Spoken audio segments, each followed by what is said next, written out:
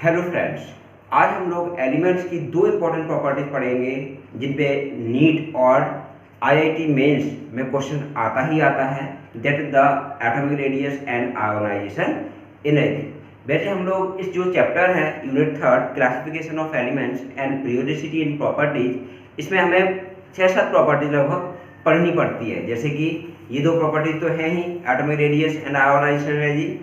और प्रॉपर्टीज में electron gain enthalpy, जिसको इलेक्ट्रॉन एफिनिटी भी बोलते हैं, वो भी पढ़ते हैं। इलेक्ट्रोनेगेटिविटी भी पढ़ते हैं, metallic and non metallic characters and reactivity of the elements, also valency and oxidation state, ये भी प्रॉपर्टी पढ़ते हैं। और पढ़ते हैं नेचर ऑफ ऑक्साइड। तो यहाँ दो इंपॉर्टेंट प्रॉपर्टी हम लोग डिस्कस कर रहे हैं, atomic radius and ionisation energy. बेटा ये नीट और आईआईटी मेंस के लिए क्रैश कोर्स सीरीज चला रहे हैं, जहाँ पर आप एक बार रिवाइज कर सकते हैं इनको देख के आपको। और यहाँ पर हम आपको बताएंगे कि किस टॉपिक पे कौन से टॉपिक आपकी बहुत ही इंपॉर्टेंट है और किस टॉपिक पे क्वेश्चंस बनते हैं। तो बेटा यहाँ पर हम एटॉमिक रेडियस की बात करें तो एटॉमिक रेडियस होता क्या है, न्यूक्लियस से किसी भी एटम के न्यूक्लियस से आउटर मोस्ट सेल तक की जो डिस्टेंस होती है उसको क्या बोलते हैं, एटॉमिक रेडियस। यानी the distance between nucleus to outer most shell of an isolated gaseous atom, that is called atomic radius. तो जो आउटर मोस्ट सेल है, ठीक है, मान लो कोई एटम है तो इसका ये न्यूक्लियस है और यहाँ पर कई सारे सेल्स हैं। तो जहाँ पर जो लास्ट इलेक्ट्रॉन है जिस सेल में, वहाँ की ये डिस्टेंस है न्यूक्लियस से लेके, वो क्या कहलाएगी, एटॉमिक रेडियस। बेटा एटॉमिक रेडियस 3 तरह का होता है, कोवेलेंट रेडियस, मेटलिक रेडियस और वान डेर वाल्स रेडियस। तो वान डेर वाल्स रेडियस सबसे लार्जर होता है than metallic radius than covalent radius, क्योंकि जो कोवेलेंट रेडियस है वो कोवेलेंट बॉन्ड, यानी जो मॉलिक्यूल कोवेलेंट बॉन्ड बनाते हैं, ठीक है, उनमें जो एडजेसेंट एटम है, जैसे बॉन्डेड एडजेसेंट एटम के बीच की जो न्यूक्लियस के बीच की डिस्टेंस है उसका जो हाफ होगा that is the covalent radius. जबकि मेटलिक रेडियस में क्या होगा, दो एडजेसेंट एटम मेटलिक एटम के बीच की जो न्यूक्लियस की डिस्टेंस है उसका जो हाफ होगा that is the metallic radius. यहाँ पर एटम क्या होते हैं, एक दूसरे से सटे हुए होते हैं जस्ट। जबकि कोवेलेंट रेडियस में क्या होता है, आउटर मोस्ट सेल थोड़ा सा ओवरलैप करता है। जबकि वान डेर वाल्स रेडियस में क्या होगा, जो एडजेसेंट एटम है वो थोड़े से दूर दूर होंगे। क्यों? क्योंकि वान डेर वाल्स रेडियस क्योंकि किस में पाया जाता है, इनर्ट गैसेज में, जैसे helium, neon, argon, krypton, xenon. अब पता चला जो एटम्स हैं, ठीक है, जो गैसियस मॉलिक्यूल्स हैं, आपने पढ़ा होगा काइनेटिक थ्योरी ऑफ गैसेज में, वो बहुत ही दूर दूर क्या है, मूव करते रहते हैं। लेकिन अगर हमें रेडियस निकालना है तो पहले उनको क्या करेंगे अपन लोग, लिक्विफाइड करके एंड देन फिर सॉलिडिफाई करके उनके जो एडजेसेंट एटम है तो उनके न्यूक्लियस के बीच की डिस्टेंस का हाफ करेंगे। तो यहाँ पर जो वान डेर वाल्स रेडियस आएगा वो एक्चुअल रेडियस से क्या आएगा, अधिक आएगा। तो ये क्या होगा, ऑर्डर ऑफ एटॉमिक रेडियस। तो बेटा एक तो क्वेश्चन यहां से बन सकता है। दूसरा क्या है, that is the trend, group और पीरियड में। तो अगर हम ग्रुप की बात करें, ग्रुप क्या होता है, जो वर्टिकल कॉलम होते हैं top to bottom in a periodic table, that is called group. तो ग्रुप में टॉप टू बॉटम जाने पर एटॉमिक रेडियस क्या होता है, इंक्रीज होता है। यानी लिथियम, ठीक है, क्यों इंक्रीज होता है, due to increase in number of shells. तो जैसे लिथियम है तो लिथियम में 2 सेल होगी, ठीक है, लिथियम, सोडियम, सोडियम में जैसे जैसे सेल्स बढ़ेगी, पोटेशियम 4 सेल्स, तो वैसे वैसे इनका साइज भी क्या होगा, इंक्रीज होगा। तो अगर हम टॉप टू बॉटम देखें तो lithium, sodium, potassium, rubidium, caesium and francium, atomic radius are increase, ठीक है, ऑर्डर ऑफ एटॉमिक रेडियस, है ना। अगर हम इसमें कुछ एक्सेप्शन भी है जो भी बताएंगे। अगर हम पीरियड की बात करें, अगर हम लोग पीरियड की बात करें तो लेफ्ट टू राइट जाने पर जो एटॉमिक रेडियस है वो जनरली डिक्रीज होता है। On moving from left to right the atomic radius are generally decrease.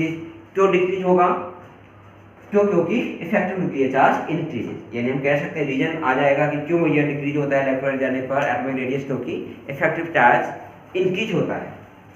तो अगर हम यहाँ पर सेकेंड पीरियड की बात करते हैं, ये तो फर्स्ट ग्रुप का एग्जाम्पल लिया था, ग्रुप में टॉप टू बॉटम जाने पर। अगर हम पीरियड की बात करें तो सेकेंड पीरियड में यहाँ लेफ्ट टू राइट क्या होगा, left to right atomic radius क्या होगा, left to right atomic radius are decrease. तो अगर हम सेकंड पीरियड की बात करते हैं तो सेकंड पीरियड में क्या आएगा आपका, सेकंड पीरियड में आएगा आपका lithium, then beryllium, then boron, then carbon, then nitrogen, then oxygen, then fluorine, then neon. तो यहाँ पर हम देखें तो एटॉमिक रेडियस क्या है, जनरली डिक्रीज होगा, लेकिन कुछ एक्सेप्शन के साथ। यहाँ पर हम देखें तो जो नियॉन है इसका एटॉमिक रेडियस फ्लोरीन से काफ़ी ज़्यादा है। इसका रीजन क्या है, क्योंकि जो नियॉन है इनर्ट गैस है, इसमें क्या होता है, इसमें होता है फुलफिल्ड वैलेंस शेल। इसकी जो वैलेंस शेल है उसमें ऑक्टेट कंप्लीट होने के कारण वो क्या करता है, रिपल्शन शो करता है, यानी इसमें जो रेडियस है वो क्या होता है, वन डावर रेडियस होता है। वो बॉन्ड नहीं बनाता है, कोई कोवलेंट बॉन्ड या मेटल बॉन्ड नहीं बना रहा है, तो यहाँ पर क्या है, वन डावर रेडियस है। सिंपल हम कह सकते हैं due to one Dawar radius, इसके कारण इसका रेडियस क्या होता है, इंक्रीज होता है। अब देखो कुछ एक्सेप्शन है, एक चीज और पहले पढ़ लो, आइसो इलेक्ट्रॉनिक स्पीशीज, यानी जो आयनिक रेडियस है, आयनिक रेडियस बेटा जो आयन से उनके में जो रेडियस होगा वो क्या कहलाएगा, आयनिक रेडियस। तो ionic radius of iso electronic species, iso electronic species क्या होती है, ऐसी स्पीशीज, ऐसे एटम और आयन्स जिनमें नंबर ऑफ इलेक्ट्रॉन सेम हो, that is isoelectronic species. जैसे for example C4 minus, N3 minus, O2 minus, F minus, neon, Na plus, Mg2 plus, aluminium 3 plus. तो यहाँ पर हम देखें लेफ्ट टू राइट जाएं तो नेगेटिव चार्ज डिक्रीज हो रहा है, देन न्यूट्रल एटम आ गया, देन पॉजिटिव चार्ज इंक्रीज हो रहा है। तो अगर हम इनमें देखें तो इलेक्ट्रॉन्स कितने हैं भैया, इलेक्ट्रॉन्स इसमें कितने हैं, सभी में 10 इलेक्ट्रॉन है। देखो 6 थे, 4 और ले लिए, 7 थे, 3 और ले लिया, तो सब में 10 इलेक्ट्रॉन है, सब में 10 इलेक्ट्रॉन है। इसमें 12 थे, 2 हटा दिए, इसमें 13 थे, 3 हटा दिए, ठीक है। जबकि प्रोटॉन की बात करें तो प्रोटॉन इसमें कितने हैं, 6 है, इसमें 7 है, इसमें 8 है, इसमें 9 है, इसमें 10 है, इसमें 11, इसमें 12 और इसमें 13। तो जो आयनिक रेडियस है वो किस पे डिपेंड करता है, इलेक्ट्रॉन और प्रोटॉन के रेशियो पर। तो इलेक्ट्रॉन और प्रोटॉन का रेशियो जिसमें ज़्यादा है उसका आयनिक रेडियस ज़्यादा होगा, यानी 10/6 की वैल्यू ज़्यादा होती है 10/13 से। यहाँ पर क्या है, रेगुलरली आयनिक रेडियस डिक्रीज होता जाएगा, है ना। कह सकते हैं जो आयनिक रेडियस है that is directly proportional to the electron upon proton ratio, या inversely proportional to the proton upon electron ratio, है ना। Inversely proportional to the proton upon electron ratio 1/P/E, that is the ionic radius. बेटा यार समझ में आया। अब देखिए यहाँ पर तो एक और एक्सेप्शन और भी कई जगह पे हैं। अगर हम देखो यहाँ पर 13th ग्रुप की बात करें, 13th ग्रुप, तो एक यहाँ पर भी एक एक्सेप्शन बनता है। ग्रुप का ये पहला पॉइंट हो गया, ये दूसरा। 13th ग्रुप में हम देखें तो जो एटॉमिक रेडियस होता है वो टॉप टू बॉटम जाने पे जनरली इंक्रीज होना चाहिए, लेकिन बोरॉन से स्मॉल साइज किसका होगा, बोरॉन से बड़ा साइज होना चाहिए किसका, एल्युमिनियम का। एल्युमिनियम से बड़ा साइज गैलियम का, तो लेकिन गैलियम का साइज स्मॉल होता है। फिर indium and then thallium. Thallium और इंडियम का साइज लगभग बराबर होता है ड्यू टू लेंथेनॉइड कॉन्ट्रैक्शन। और यहाँ पर हम बात करें तो जो एल्युमिनियम का साइज है वो गैलियम से क्या होता है, लार्ज होता है, क्योंकि गैलियम में क्या होता है 10d ऑर्बिटल्स के एलिमेंट आ जाते हैं, जिससे इफेक्टिव न्यूक्लियर चार्ज उनका बढ़ जाता है, इसलिए इसका एटॉमिक रेडियस क्या हो जाता है, डिक्रीज होता है। तो यहाँ पर ये चीज ध्यान रखना। अब बेटा सेकंड प्रॉपर्टीज पढ़ते हैं, आयोनाइजेशन एनर्जी। तो आयोनाइजेशन एनर्जी क्या होती है, the amount of energy required to remove the electron from the outer most shell of an isolated gaseous atom, that is called ionisation energy. यानी आउटर मोस्ट शेल से हमें electrons निकालने के लिए जो एनर्जी देनी पड़े, मतलब इसमें 3 शेल है और लास्ट इलेक्ट्रॉन किसमें है, 3rd शेल में है, तो इससे इलेक्ट्रॉन निकालने के लिए हमें एनर्जी देनी पड़ रही है। क्यों देनी पड़ रही है, क्योंकि ये इलेक्ट्रॉन क्या है, न्यूक्लियस से बॉन्डेड है अट्रैक्शन फोर्स के द्वारा, क्योंकि यहाँ पर क्या है, न्यूक्लियस है और ये क्या है, इलेक्ट्रोनेगेटिव चार्ज है, न्यूक्लियस पॉजिटिव चार्ज है, तो आपस में अट्रैक्शन बॉन्ड द्वारा बॉन्डेड है। तो यहाँ पर इलेक्ट्रॉन्स निकालने के लिए हमें जो एनर्जी देनी पड़ रही है that is the ionisation energy. तो आयोनाइजेशन एनर्जी क्या होती है कि अगर हमें मान लो कोई मेटल है या कोई भी एलिमेंट है, एक इलेक्ट्रॉन निकालेंगे तो वहां पर जो एनर्जी लगेगी वो फर्स्ट आयोनाइजेशन एनर्जी कहलाएगी। अब एक दूसरा इलेक्ट्रॉन निकाल लेंगे तो यहाँ पर जो एनर्जी लगेगी वो सेकेंड आयोनाइजेशन एनर्जी कहलाएगी। फिर एक इलेक्ट्रॉन और निकाल लेंगे तो यहाँ पर जो एनर्जी लगेगी वो थर्ड आयोनाइजेशन एनर्जी कहलाएगी। तो यहाँ पर हम देखें तो आयोनाइजेशन एनर्जी क्या होगी, रेगुलरली इंक्रीज होगी। तो जो सक्सेसिव आयोनाइजेशन एनर्जी है वो रेगुलरली इंक्रीज होती है। सक्सेसिव आयोनाइजेशन एनर्जी मतलब जो लगातार है, एक के बाद एक आयोनाइजेशन एनर्जी का जो ऑर्डर है वो क्या है, इंक्रीज होता रहता है। इलेक्ट्रॉन जाने पे आयोनाइजेशन एनर्जी बढ़ेगी, यानी सक्सेसिव आयोनाइजेशन एनर्जी इंक्रीज होती है।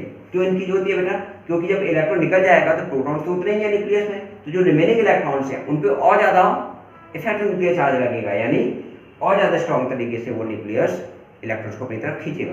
बेटा जो इफेक्टिव न्यूक्लियर चार्ज होता है वो क्या होता है, जेड इफेक्टिव होता है जेड माइनस सिग्मा, यानी जो वैलेंस इलेक्ट्रॉन है उस पे जो भी चार्ज उसे महसूस हो रहा है न्यूक्लियस द्वारा, क्योंकि न्यूक्लियस क्या कर रहा है, यानी जो भी उसको न्यूक्लियस खींच रहा है, ठीक है, वो क्या कहलाएगा, एक तरह से इफेक्टिव न्यूक्लियर चार्ज। यानी हम कह सकते हैं the actual force felt by valence electron towards nucleus due to attraction force, that is called effective nuclear charge. तो ये जेड क्या है, atomic number of proton, minus sigma क्या है, स्क्रीनिंग इफेक्ट या स्क्रीनिंग कांस्टेंट, क्योंकि इसमें जो इनर शेल में जो भी इलेक्ट्रॉन्स हैं वो क्या करेंगे, इसको रिपेल करेंगे, और रिपल्शन के कारण ये क्या है, दूर भागेगा, जबकि न्यूक्लियस क्या कर रहा है, इनको अट्रैक्ट कर रहा है स्ट्रांगली, क्योंकि यहाँ पर न्यूक्लियस में क्या है, प्रोटॉन है। तो यहाँ पर अपोजिट चार्ज होने के कारण अट्रैक्शन भी हो रहा है, लेकिन इनर इलेक्ट्रॉन्स होने के कारण, क्योंकि इलेक्ट्रॉन नेगेटिव चार्ज होते हैं तो इनमें रिपल्शन होता है, जिससे जेड इफेक्टिव क्या होता है, हमारा ये जो जेड इफेक्टिव है वो निकल के आता है, जेड माइनस सिग्मा। तो इसकी कैलकुलेशन है, ठीक है, लेकिन कैलकुलेशन जनरली नीट में नहीं पूछी जाती है, IIT एडवांस वगैरह में कहीं पूछ ली जाए। तो बेटा दूसरी चीज अब क्या है, इनका ट्रेंड की बात करते हैं। पहले तो इसका हम देखें तो फैक्टर कौन कौन से होते हैं, तो फैक्टर की बात करें तो ionisation energy is directly proportional to Z effective. जितना ज्यादा जेड इफेक्टिव बढ़ेगा आयोनाइजेशन एनर्जी बढ़ेगी। लेफ्ट वाले जाने पे जेड इफेक्टिव बढ़ता है क्योंकि नंबर ऑफ प्रोटॉन्स बढ़ते हैं, जबकि नंबर ऑफ शेयर्स उतनी ही है। दूसरी चीज जो फैक्टर है आयोनाइजेशन एनर्जी एटॉमिक रेडियस का इनवर्सली प्रोपोर्शनल होता है, यानी जितनी कम एटॉमिक रेडियस उतनी ज्यादा आयोनाइजेशन एनर्जी। ये भी रीजन है कि लेफ्ट वाले जाने पे आयोनाइजेशन एनर्जी इंक्रीज होती है, क्योंकि एटॉमिक रेडियस क्या होता है, डिक्रीज होता है, और टॉप टू बॉटम जाने पे आयोनाइजेशन एनर्जी डिक्रीज होती है, क्योंकि एटॉमिक रेडियस बढ़ता है। Ionisation energy is directly proportional to the penetration power. जो पेनिट्रेशन पावर होती है वो क्या होती है कि जो s ऑर्बिटल है, s की सबसे ज्यादा, फिर p की, फिर d की, फिर f की, तो ये ऑर्डर ऑफ पेनिट्रेशन पावर। तो अगर इलेक्ट्रॉन किसी सेल के s ऑर्बिटल में है, ठीक है, तो s ऑर्बिटल न्यूक्लियस की ज्यादा पास में होती है, p ऑर्बिटल दूर, d और दूर, और f और दूर होती है न्यूक्लियस के, जैसे 4 है तो 4s, फिर 4p, फिर 4d, फिर 4f। तो 4s से इलेक्ट्रॉन निकालना टफ होगा एज कंपेयर 4p के, क्योंकि ये न्यूक्लियस के पास होगी। तो अभी आपको यहाँ पर ट्रेंड देखने को मिलेगा, इसका एक एप्लीकेशन भी मिलेगा आपको, कहाँ पर, जब हम लोग पीरियड और ग्रुप में ऑर्डर देखेंगे आयोनाइजेशन एनर्जी का। और देखें तो ionisation energy is directly proportional to the stable electronic configuration, यानी जिन एलिमेंट्स का इलेक्ट्रॉनिक कॉन्फ़िगरेशन स्टेबल होता है, यानी एग्जैक्टली हाफ फिल्ड हो या फिर फुल फिल्ड हो, एग्जैक्टली हाफ फिल्ड और फुल फिल्ड एलिमेंट्स हो तो उनकी क्या होगी, आयोनाइजेशन एनर्जी ज्यादा होगी, एग्जैक्टली फुल फिल्ड। नेक्स्ट देखिए बेटा, तो अगर हम यहाँ पर पीरियड में देखें तो पीरियड में क्या होगा, लेफ्ट टू राइट जाने पर पीरियड में आयोनाइजेशन एनर्जी आज जनरली इंक्रीज है। जनरली बोला है, यानी कुछ एक्सेप्शन भी है। अगर हम यहाँ पर सेकेंड पीरियड की बात करें तो सेकेंड पीरियड में जो ऑर्डर होता है उसमें लिथियम की आयोनाइजेशन एनर्जी कम, बेरिलियम की ज़्यादा। अब बोरॉन की और ज़्यादा होनी चाहिए, लेकिन यहाँ एक्सेप्शन है, बोरॉन, फिर कार्बन, फिर नाइट्रोजन की नो डाउट ज़्यादा होती है, लेकिन फिर ऑक्सीजन की होनी चाहिए, यहाँ ऑक्सीजन फिर एक्सेप्शन है, एंड देन फ्लोरीन, ठीक है, और नियॉन की तो बहुत ज़्यादा होगी। तो यहाँ पे ये एक्सेप्शन क्यों है, बोरॉन की आयोनाइजेशन एनर्जी बेरिलियम से कम क्यों है, क्योंकि अगर इलेक्ट्रॉन कॉन्फ़िगरेशन देखें तो 1s2 2s2 होगा, इसका देखें तो 1s2 2s2 2p1। तो एक तो यहाँ पर हमने बताया था पेनिट्रेशन इफेक्ट या पेनिट्रेशन पावर, तो s ऑर्बिटल की पेनिट्रेशन पावर ज़्यादा होती है p से। और दूसरा चीज़ रीजन क्या है कि एग्जैक्टली फुलफिल्ड s ऑर्बिटल, यहाँ पर पार्शियली फिल्ड p ऑर्बिटल। इसी तरह से यहाँ नाइट्रोजन और ऑक्सीजन की बात करें तो नाइट्रोजन के इलेक्ट्रॉन कॉन्फ़िगरेशन होगा 1s2 2s2 2p3, ऑक्सीजन का होगा 1s2 2s2 2p4।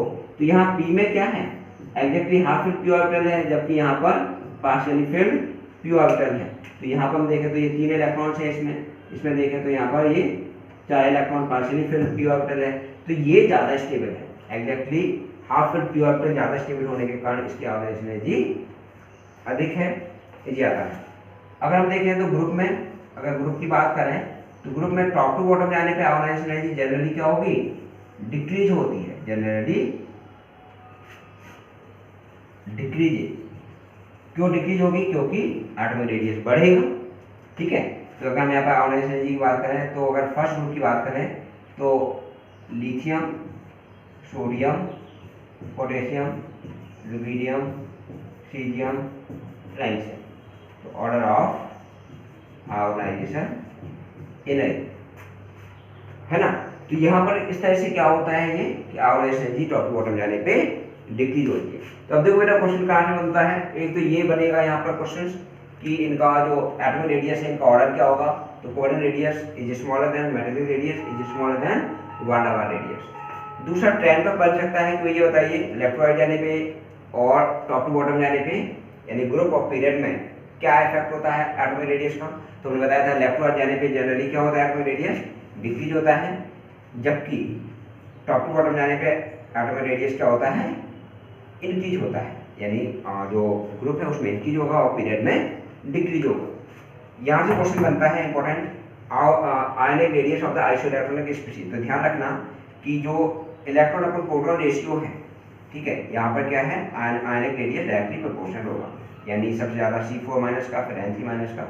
अगर ये है एक चीज़ और बेटा, अगर सेम एलिमेंट्स आ जाए, जैसे कि उन्होंने कहा कि सोडियम है, तो सोडियम में जितना ज़्यादा, जैसे कोई भी मेटल है या कोई भी एलिमेंट है, अगर वो जितना ज़्यादा पॉजिटिव चार्ज बढ़ेगा, 3 में नोट देखा तो जितना ज़्यादा पॉजिटिव चार्ज बढ़ेगा उतना ज़्यादा आयनिक रेडियस क्या होगा, इंक्रीज होगा। इंक्रीज नहीं, जितना पॉजिटिव चार्ज बढ़ेगा उतना ज़्यादा आयनिक रेडियस डिक्रीज होगा, क्योंकि इफेक्टिव न्यूक्लियर चार्ज बढ़ रहा है। और जितना नेगेटिव चार्ज बढ़ेगा उतना ज़्यादा आयनिक रेडियस क्या होगा, इंक्रीज होगा, इस तरह से।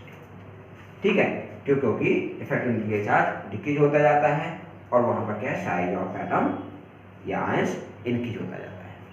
तो बेटा यहाँ पर अगर हम देखें तो यहाँ पर भी क्वेश्चन आता है सक्सेसफुल आयोनाइजेशन एनर्जी, तो ये क्या होगा, रेगुलरली इंक्रीज होगा। और यहाँ पर ये factor ionisation energy Z factor के डायरेक्टली प्रोपोर्शनल होता है, एटॉमिक रेडियस के इनवर्सली प्रोपोर्शनल होगा, पेनिट्रेशन की पावर के डायरेक्टली प्रोपोर्शनल होगा और स्टेबल इलेक्ट्रॉन कॉन्फिगरेशन के भी डायरेक्टली प्रोपोर्शनल होगा।